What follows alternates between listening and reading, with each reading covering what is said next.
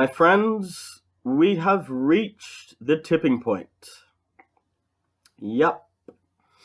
We are, as we speak, only a few fractions of a degree away from an exact conjunction of Saturn and Pluto. Now, I'm going to do something that I've never done before, and I'm going to aim to get this down in about 10 to 15 minutes max.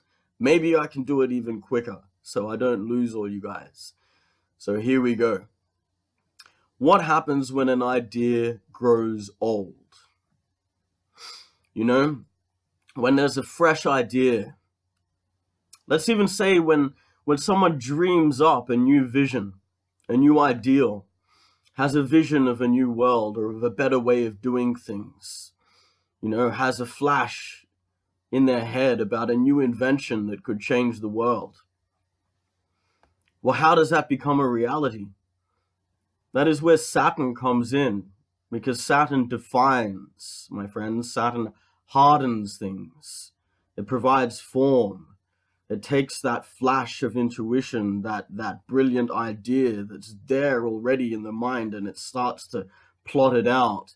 It geometrizes it. It starts to form the blueprint. It sketches and rubs out and sketches again until slowly the form takes shape.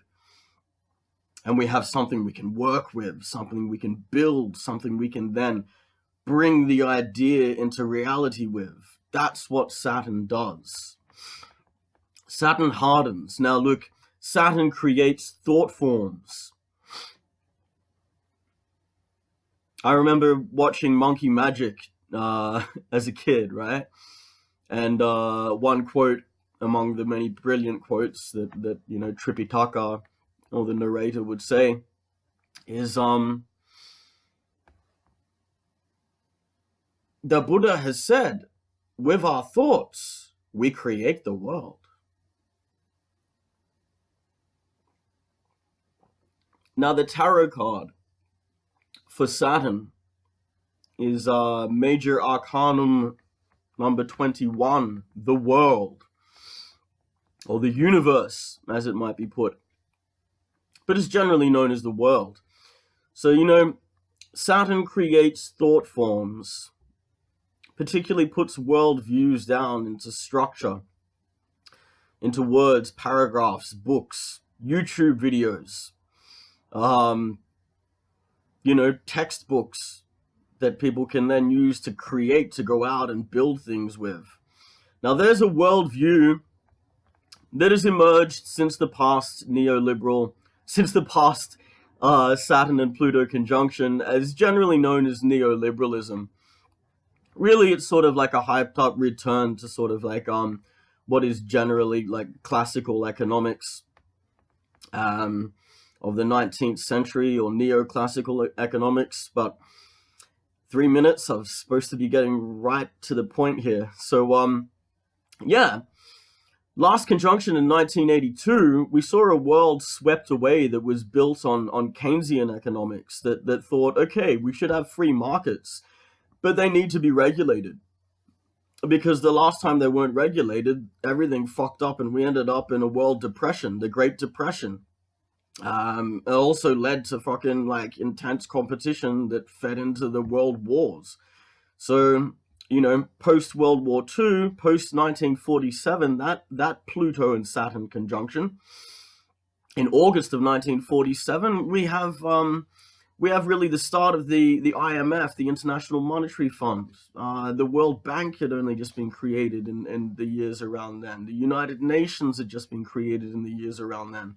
It brought in a world that wiped away the previous world of imperialism, of colonialism, right?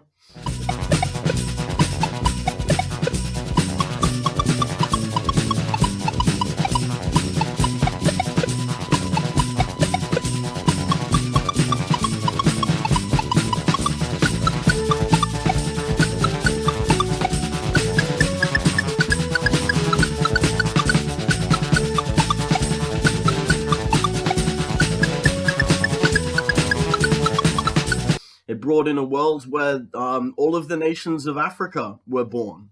Ethiopia was the only nation that was not colonized by Europeans. Yeah, nations in Asia throughout the world. Sadly, a lot of indigenous people still don't have their rights of self-determination, but many peoples and many nations were born and recognized as sovereign nations in the world system. Now, colonialism and imperialism has continued to survive, albeit in new forms. Some might say, of course, well, in a lot of better ways, but they're not completely, completely different from colonial domination. But nevertheless, it was a new world that came in after World War II.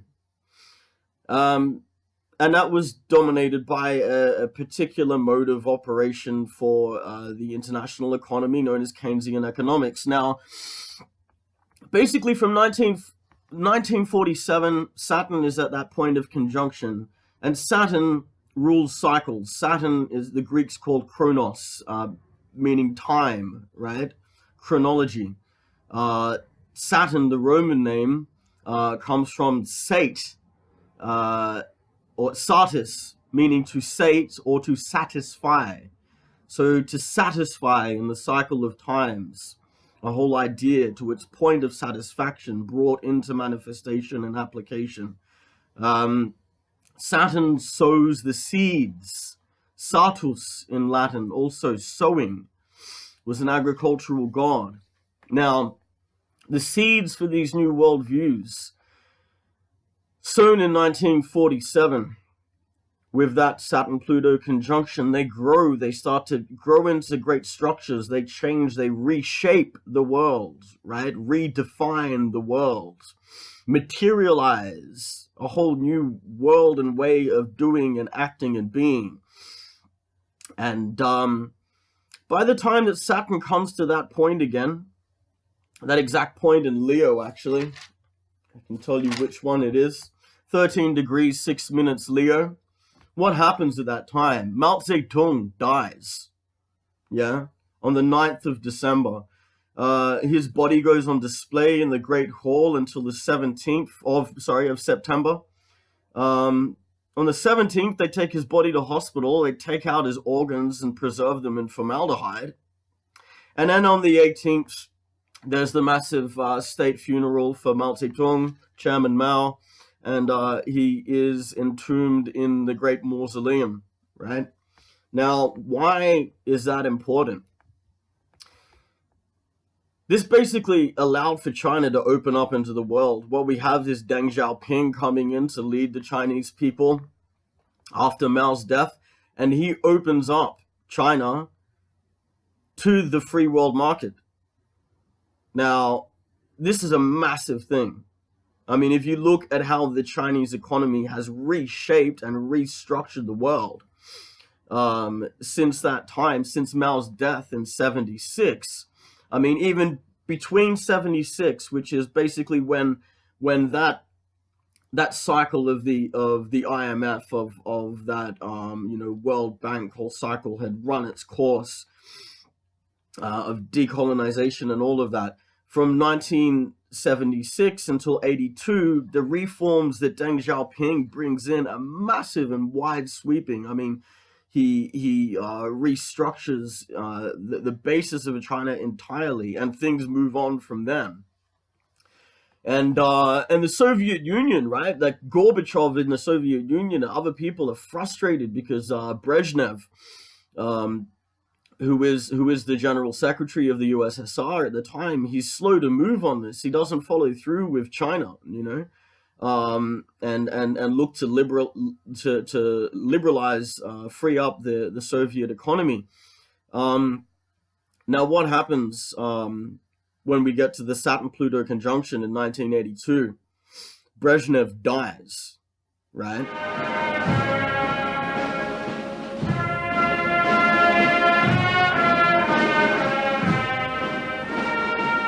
Andropov and the Prime Minister Tikhonov carried the coffin. And his widow Victoria, his daughter and his son said goodbye in an older ritual than the atheistic state allowed. and his companions and friends and rivals watched, their last glimpse of him. They let him down into the grave of the Leninist heroes quickly, an abrupt end to 18 years.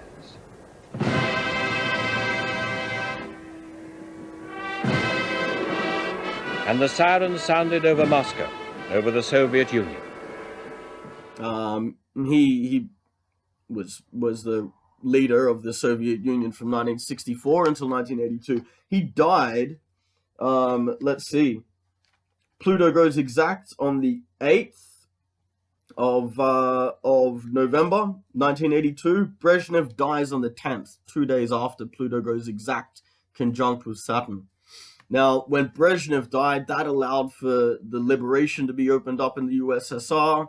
Within a couple of years, Gorbachev becomes the leader of the USSR, brings in perestroika, which means restructuring, and the policy of glasnost, which meaning openness, following along the same way with China. By Christmas of 1991, the Soviet Union is no more. Now that old world, that old Cold War world, is swept away. And what do we have now? We have a liberalization of the Chinese economy, still under state communism, but, like Deng Xiaoping said, doesn't matter if the cat is white or black, as long as it catches mice, it's a good cat.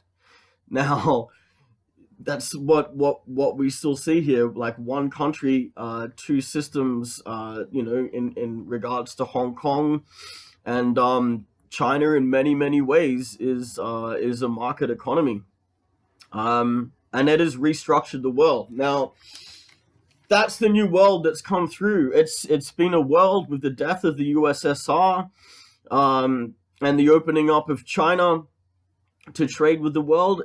It's been a world characterized by extreme neoliberalism, by just let the market run wild, by market forces fix everything, government get out of the way, government intervention in the economy is bad, just leave everything up to the market and it'll all be fine. Now that's, in a lot of the ways, up until the Great Depression, that was generally the idea, right?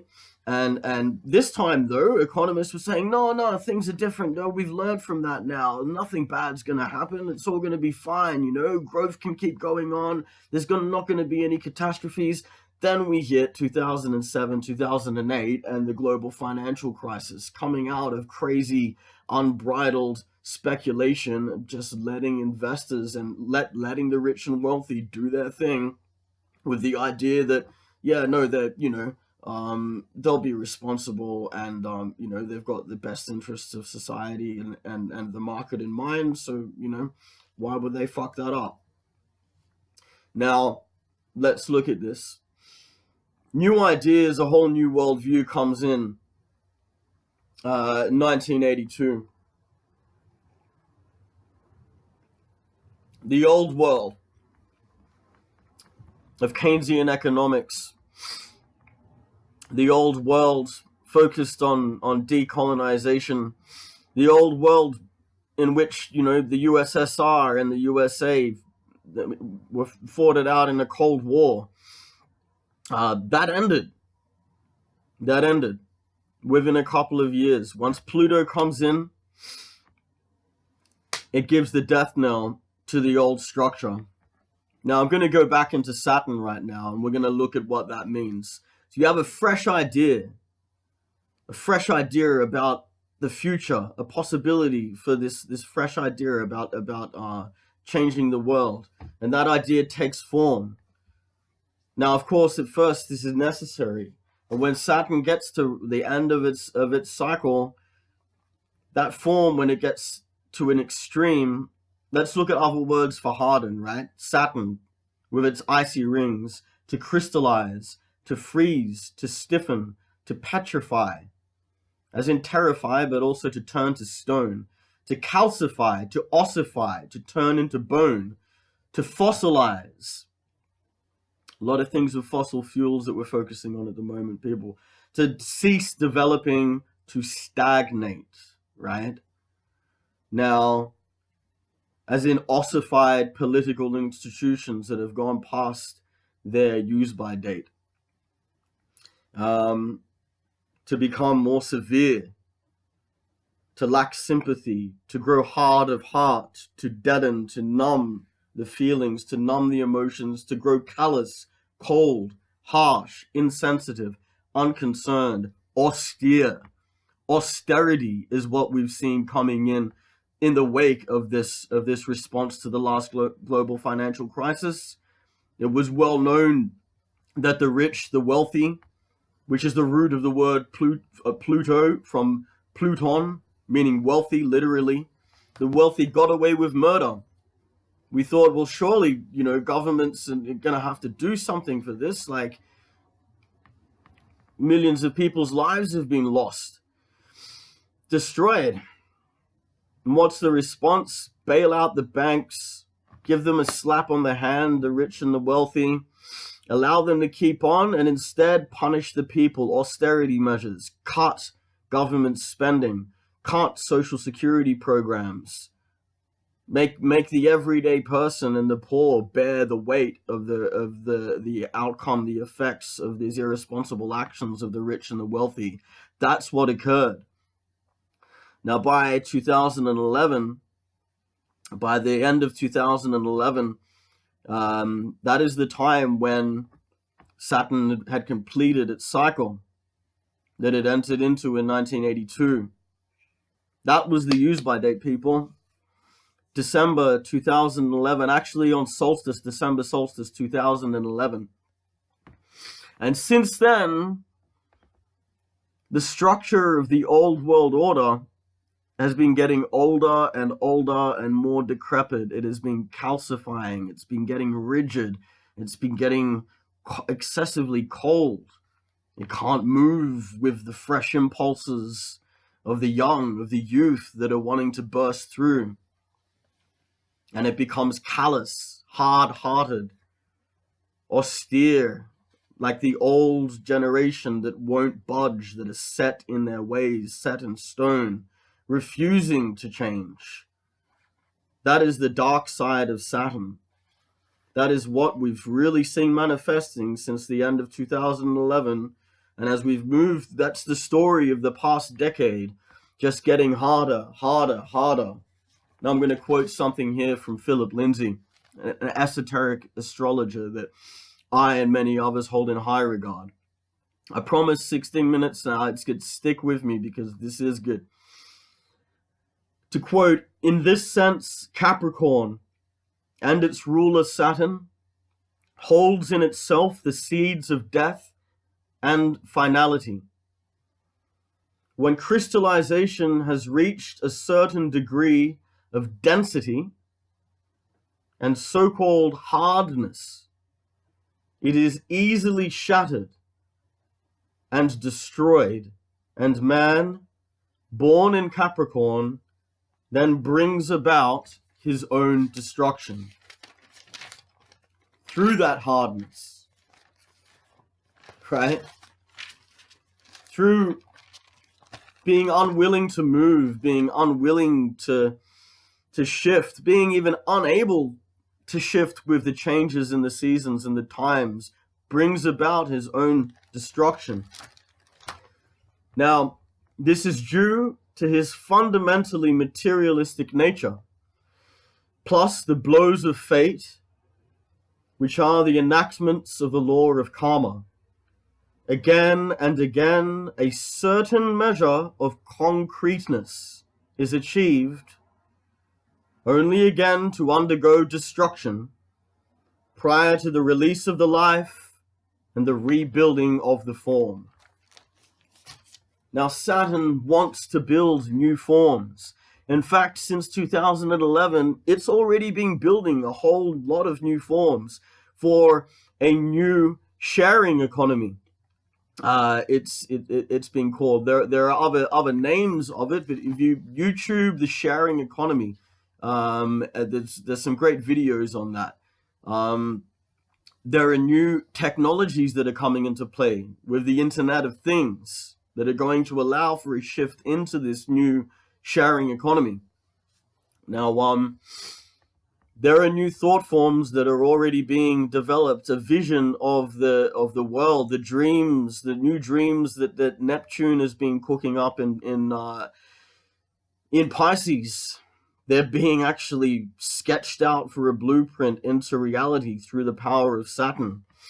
Now, how does Pluto come into this? Pluto is the destroyer. Now, as you might imagine, Saturn hardens, and when it calcifies, when it encrusts, when the old forms just get, this is how they're destroyed. They won't budge. They won't give way. The wealthy and the powerful in government and in business that are refusing to shift. Some are, but the majority of few are refusing to shift. Through their entrenchment, through their resistance, through their stubbornness, this is what's making them harder and more severe, more devoid of life, drier and drier and drier. Now, when Pluto comes in, it beams in that laser and boom, it's turned to dust. You know, like when you see a piece of wood or like, you know, stone or some other material that's become excessively hard and old and weathered and aged, and then you can just basically strike it lightly and it'll turn into dust. Like a log in the fire that still kept the form, but it's basically ash. And then the breeze comes along and scatters it. It's no more. Now, like we saw with previous conjunctions, I'm not saying that that's going to be overnight. Neither would it be a good thing if it was, because the world would be completely destabilized. We need Saturn. We need, you know, the institutions. We need some form of governance, right? If not straight out, you know, state-centric government. There is order, rules, structure, you know, design, form, materialization. Materialism is not entirely a bad thing. As much as many people want to just shift into the dream world of Pisces and Neptune, we did incarnate here in these material bodies, in these bones, for a reason. So now, things are being brought back to basics. In a few hours, Pluto is going to conjoin Saturn, and that impulse is going to be spread and focused right into the depths of the old world structure. And like we're saying, within a few years, the old world is going to be wiped away, and the new world is being built and will start to really come into prominence.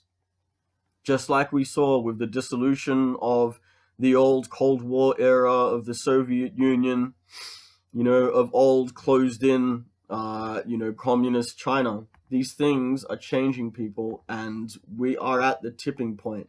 3 minutes past 3 in the morning, Sydney time.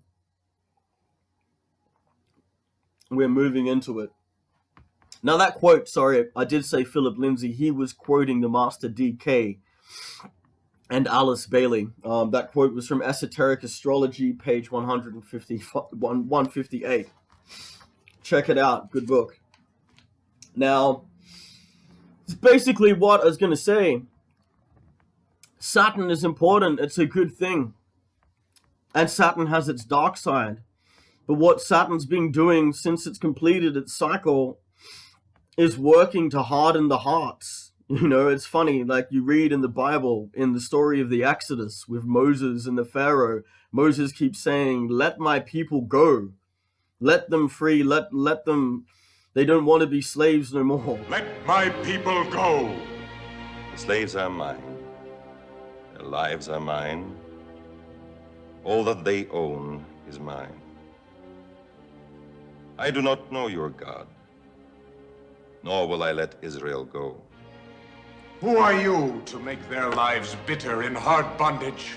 Man shall be ruled by law, not by the will of other men. What a fool. Who is this God that I should let your people go? Aaron, cast down my staff before Pharaoh, that he may see the power of God. In this you shall know that the Lord is God.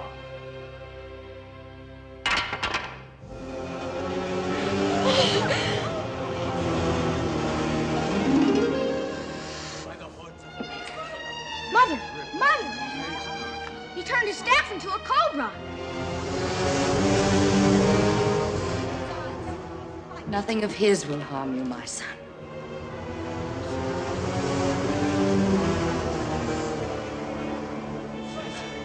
The power of your god is a cheap magician's trick. Join us.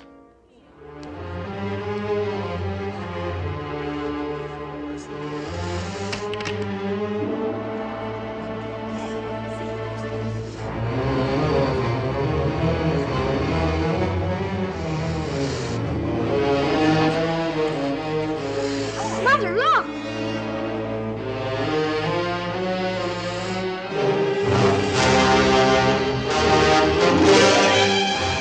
Janice, do you see? Moses' serpent swallows up the others.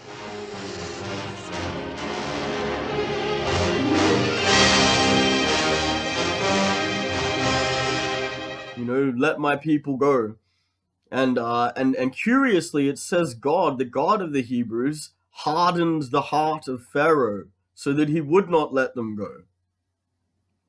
I mean, there are mysteries in that. Think about it, but it is strange, isn't it? It says, like, you know, almost as if Pharaoh really wanted to let them go. He could see, okay, this is probably a good idea. Like, there's been all of these plagues that are going on. I should probably fucking, like, let these slaves go and, like, do their own thing. But no, God hardened his heart. Now that is what Saturn is actually doing in this mysterious, quite dark way. Those who are in power, their hearts are being hardened.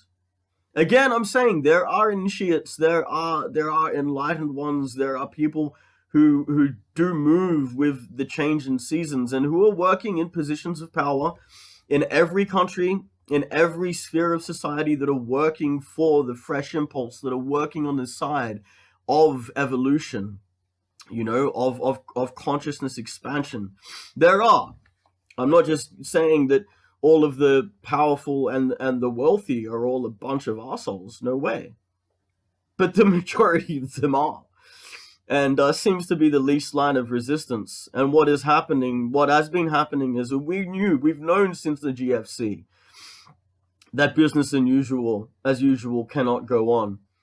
And what has happened is that these people have tightened their grip, hardens their control over government, over the people, over the economy, and become more severe, hard-hearted, cold-blooded. And through doing that, through getting harsher and harsher, just becoming more almost alien, like becoming almost so mechanical, you know, devoid of feeling in life. People are really starting to see this, man. It's the masks are off. That's what Pluto does. It dissolves the mask. It shows people the raw reality of power. Yeah? Particularly of the wealthy. Again, Pluto, wealthy. Now, it's 25 minutes. I'm going to wrap this up. Continue to use the time.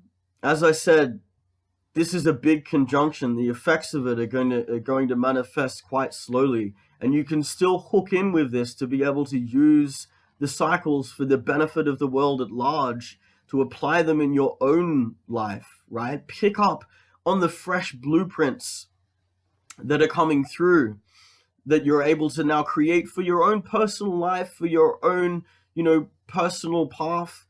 But, you know, in a wider connection, I would say, remember how that you can do that for the benefit of the planet at large, because we are part of the planet. We are Earth consciousness, and that includes the consciousness of all beings here on Earth. We've been going through some tough times here in Australia. We need to rebuild, and Saturn is going to give us now, with this fresh cycle, the ability to rebuild with fresh, more appropriate structures to manifest a whole new cycle, you know, over the next 30 years or something. So this is what I want you to take away from it. Don't think that you've missed the conjunction if you wake up tomorrow and go, oh no, it's too late. Don't. All of these things, in the end, I'll say this, astrology is really the science of illusion, and illusion plays a big part in our reality, paradoxically. It's all about perspective, you know. As it said, like the sun moves through signs, what? Just from our perspective. It's not actually moving at all. Planets don't actually move backwards in the sky when they go retrograde, but they seem to. This is all about perspective. These are all symbols that we're working with to be able to get a handle on our consciousness and on things which seem to be out of our control. But with us understanding our connection with the bigger picture, we're able to actually bring about real change for the better and expand our minds so we can live life and life more abundantly, as the Christ said. So with that, at 27 minutes and 25 something seconds, I'm going to leave it with you. Enjoy the conjunction. Strap yourselves in. And namaste. Om Namah Shivaya. Glory to the Divine Mother. And all the best, people. God bless.